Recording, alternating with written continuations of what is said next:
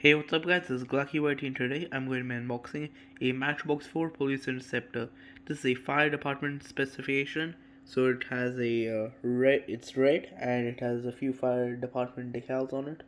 As you can see, it has gold, a little bit of gold in the wheels, and it says fire chief on the sides. Has a bull bar and a light bar on the top. Very well detailed, as you can see, and the red has a very nice finish. And this is the box. It says Ford on the side and Ford Police Interceptor on the bottom left. Oh, got a nice photo of the real car. And this is the back of the car. Has a few exhausts there, little place for number plate. Good looking car.